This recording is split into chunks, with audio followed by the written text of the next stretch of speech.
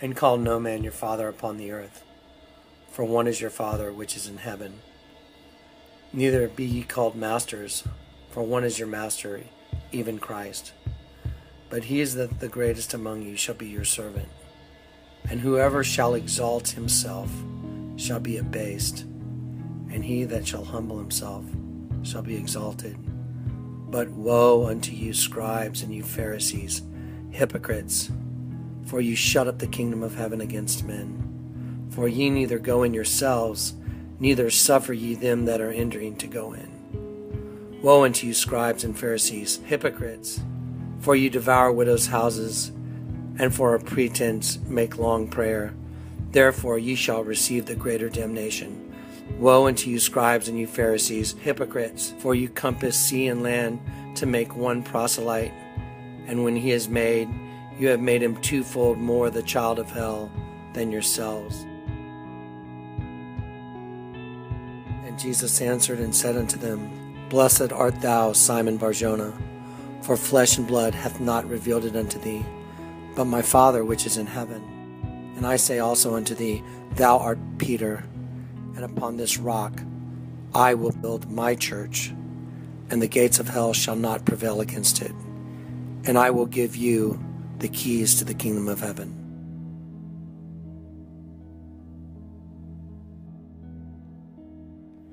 Isaiah said, Those who try and hide their plans from the Lord are doomed. They carry out their schemes in secret and think no one will see them or know what they are doing. They turn everything upside down. You're looking at the Vatican in St. Peter's Square. St. Peter's Square is in the shape of a keyhole. The Vatican itself is in the shape of an upside-down cross. This is truly the devil's church that has misappropriated and hidden the keys to the kingdom of heaven. Even the name St. Peter's Basilica gives away the identity of Satan's church. Basilica, the origination of the word, means a place of a king. The word basilisk refers to a serpent described as a dragon that can kill by its breath or look. Basilica translates into the abode of the basilisk, which is the abode of the serpent, the royal serpent, the serpent that wears a crown. Revelation 12. And behold, a great red dragon, having 7 heads and 10 horns, and 7 crowns upon his heads.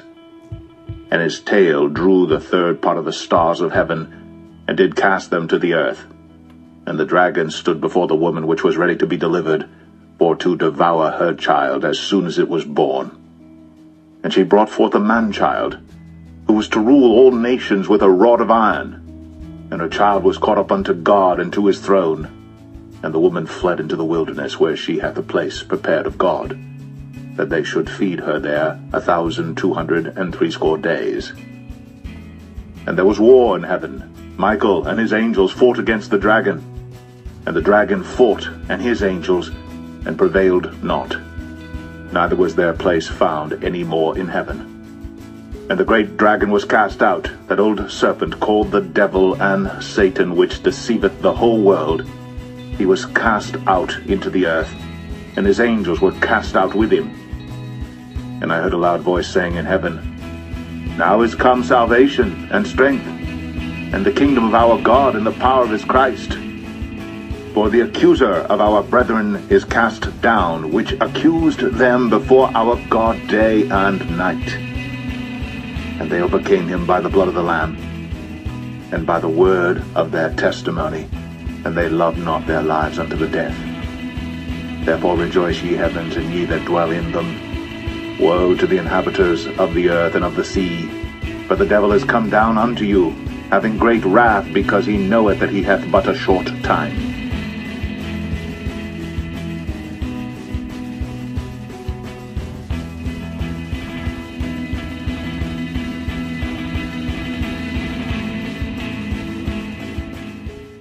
As you view the entirety of the Vatican itself, the upside-down cross, at the head of the cross The head of the serpent becomes visible, the conspicuously placed circles for the eyes of the serpent, as well as the square window for the exit of the tongue on the mouth of the serpent becomes obvious.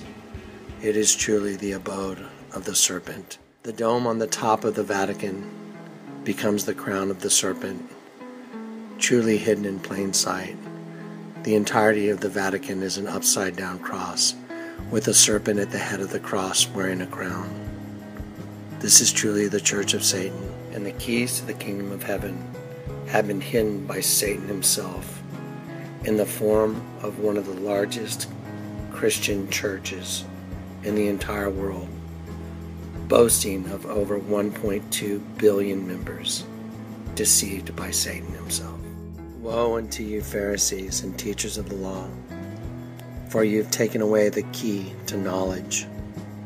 You don't go in yourselves, and you've kept those who are trying to enter from entering.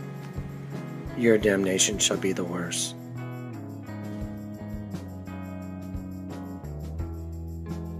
Not only in the Catholic Church, but all forms of apostate Christianity have hidden the key to the kingdom of heaven. That old serpent called the devil and Satan, the accuser of the brethren, took on the form of what's called a nakash in Genesis 3. This is his first encounter with humanity, and this is when he deceives Adam and Eve.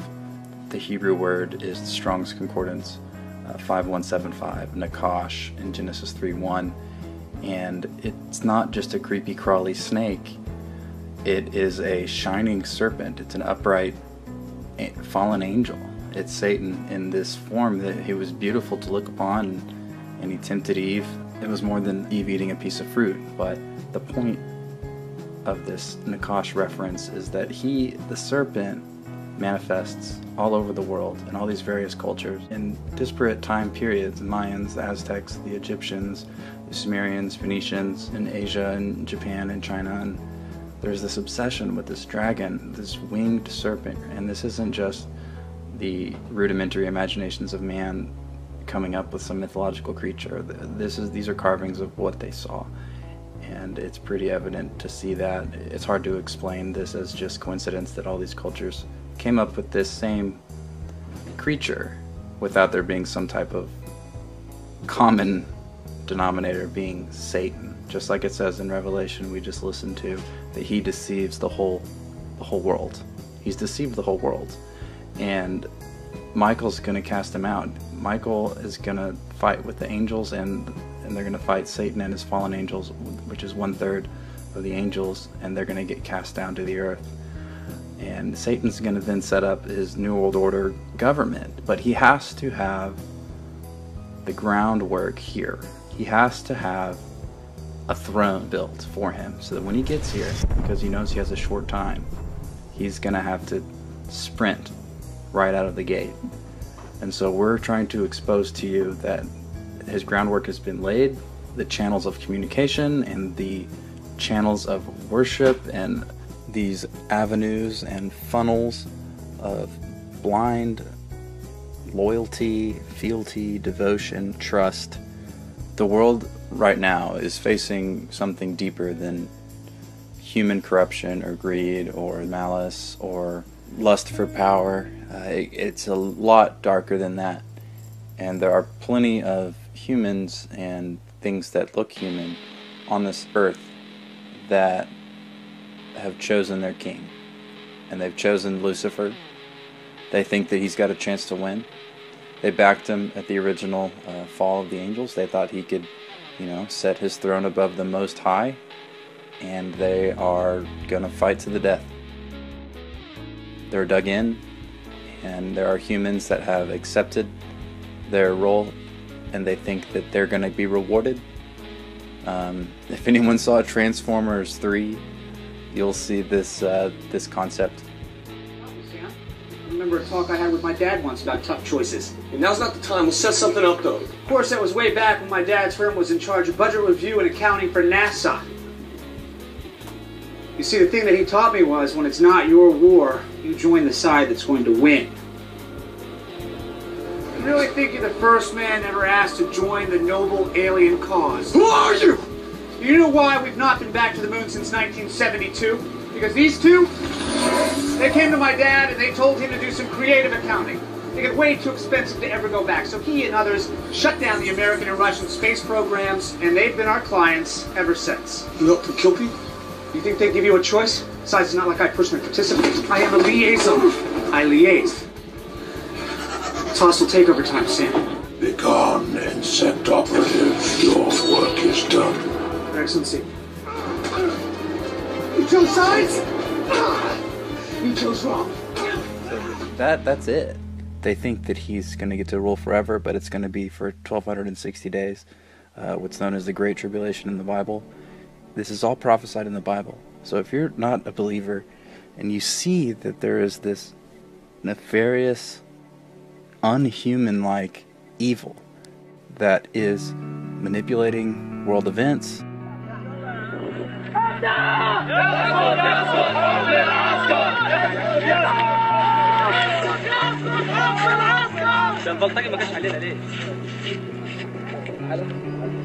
creating false flag terror events, starting these doctrines of man and these religions that all are going to be prepared, and they're all going to culminate whenever he does arrive.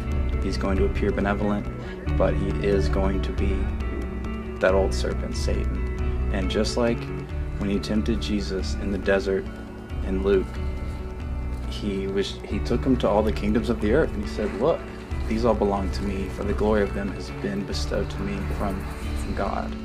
God has allowed Satan to set up these governments and kingdoms and royal bloodlines, and it's all part of the plan. He's going to let Satan flex all of his muscles, and he's still going to win. So we're here not to pick on any one particular religion, but to show you that they are all tracing back to you, that old serpent, Satan. The devil, the deceiver, he has created all of these false religions, these man-made, satanically inspired, man-made religions, as evidenced here. John of Patmos, who saw the visions that Jesus gave him, and he wrote the book of Revelation in 70 AD. When he was shown the mark of the beast and the number, it was in a foreign language to him at the time, and he just wrote down what he saw. And what he wrote was the Greek number 666 here as he wrote it. And as you can see, it is an eerie match for the phrase "in the name of Allah," and there is even it even looks like a serpent to me. I mean, here it is. And the Arabic language was not officially recorded as being a written down language until 512 AD. So John saw this and wrote it in 70 AD, and then 500 years later we have the phrase "in the name of Allah." And there was war in heaven. Michael and his angels fought against the dragon. And the dragon fought and his angels, and prevailed not. Neither was their place found any more in heaven. And the great dragon was cast out, that old serpent called the devil and Satan, which deceiveth the whole world. He was cast out into the earth, and his angels were cast out with him.